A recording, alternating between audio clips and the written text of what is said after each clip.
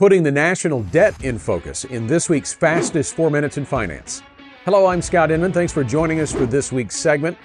I'll be honest, few issues concern me more than the U.S. national debt. As it continues to balloon, $38 trillion as we record this, we continue to enter new territory that has never been entered before. Just last year, we produced a fastest 4 segment on the national debt, and it was $35 trillion. Think about that. We've added $3 trillion to our national debt in 12 months. It's difficult to underestimate the impact that an astronomical national debt can have on the economy and on your personal wealth. It also doesn't seem to be high on many lawmakers' radar. The current government shutdown has largely been a debate over spending, and this year has been a bright spot for reducing the budget deficit. According to First Trust Chief Economist Brian Wesbury, the deficit has been reported at $1.775 trillion for fiscal year 2025. That's $41 billion smaller than last year. But to say we have a long way to go would be a huge understatement.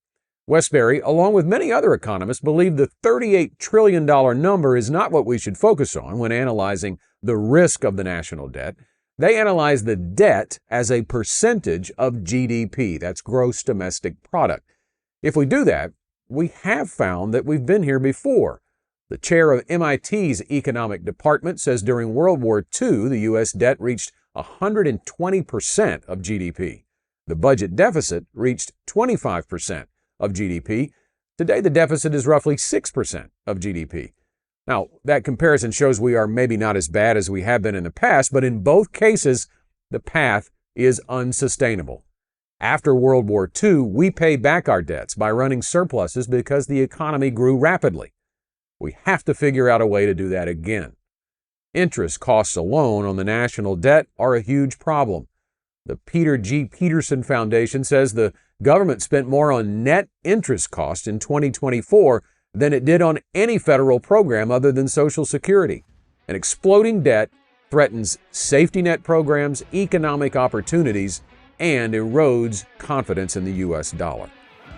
Now, no one wants government workers furloughed. No one wants families to not be able to pay their bills. But we all have a bigger problem when the government can't pay theirs. Want to become smarter financially in 4 minutes or less? Sign up at fastest4.com to get insights and updates like this delivered to your inbox weekly.